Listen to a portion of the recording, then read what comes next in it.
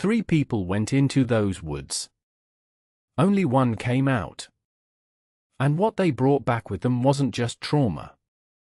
It was something far worse. Something that doesn't stay in the forest. Something that follows you home.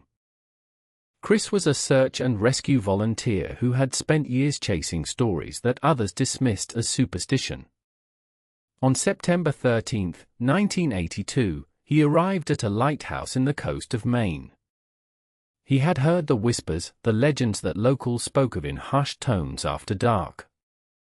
He didn't believe them. Not at first.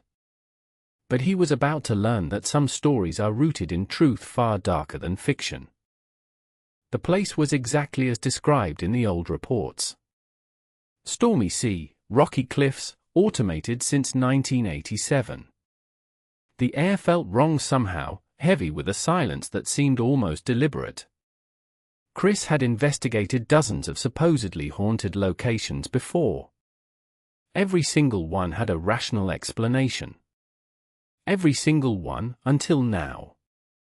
He took out his equipment and began documenting everything. The temperature readings. The electromagnetic fields. The ambient sounds. What he captured that day would haunt him for the rest of his life. It started with small things. Things that could almost be dismissed as coincidence. A sound that seemed to come from everywhere and nowhere at once. A shadow that moved just at the edge of his vision. A feeling of being watched, studied, catalogued. Chris tried to rationalize it. Old buildings settle. Pipes creak. Light plays tricks. But deep down, he knew. This was different. This was intelligent. He found the records later. Documents that had been carefully hidden, almost as if someone wanted them forgotten. The history of a lighthouse was stained with incidents going back decades. Visitors who experienced the same phenomena. Some left shaken. Some left changed. Some never left at all. The pattern was unmistakable once you knew what to look for. And Chris was starting to see the pattern clearly.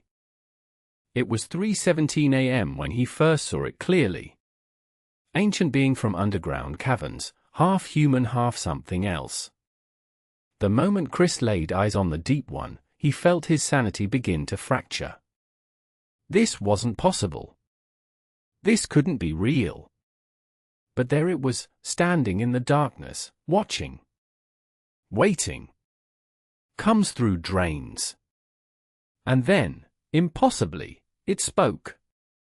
Not with words, but with thoughts that echoed directly in his mind. Thoughts that showed him things no living person should ever see. What followed was 3 days of absolute terror. The deep one didn't just appear once. It kept coming back. Each encounter more intense than the last. Comes through drains. Leaves salt water. Drags victims down. Chris tried everything to escape. He barricaded his doors and windows. He covered every reflective surface. He tried to drive away, but he always found his way back to a lighthouse, as if the place itself refused to let him leave. He researched everything he could find about the Deep One. The origins. Worshipped by a cult in the 1800s, sealed away in 1887. The patterns of behavior. The methods of survival. He learned about the dry environment, and he clung to that knowledge like a lifeline. But knowing a weakness isn't the same as being able to exploit it.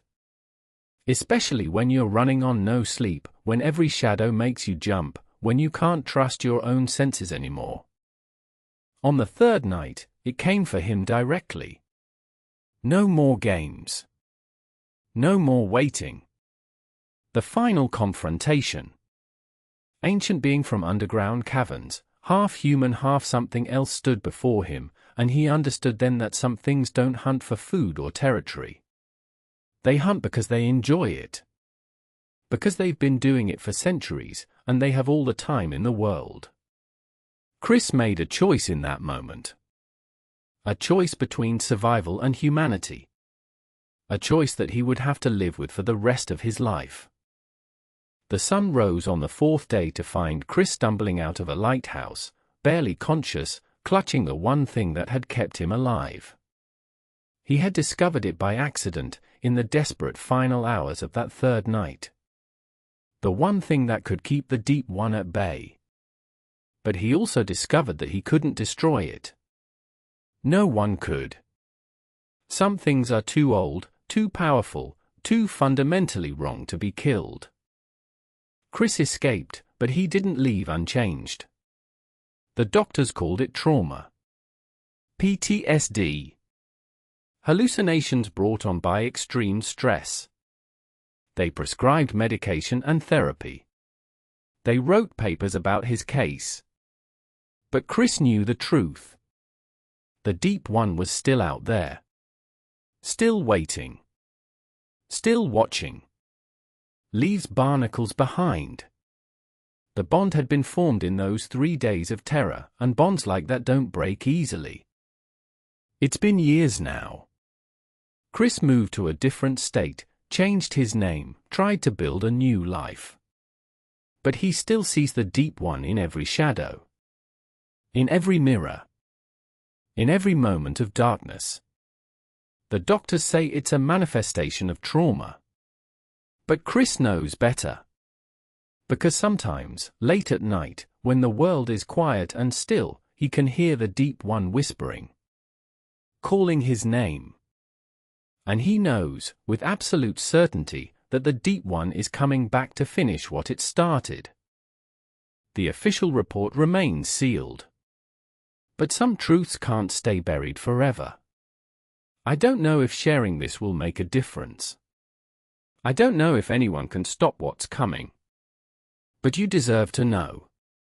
Be careful what you investigate. Some doors, once opened, can never be closed.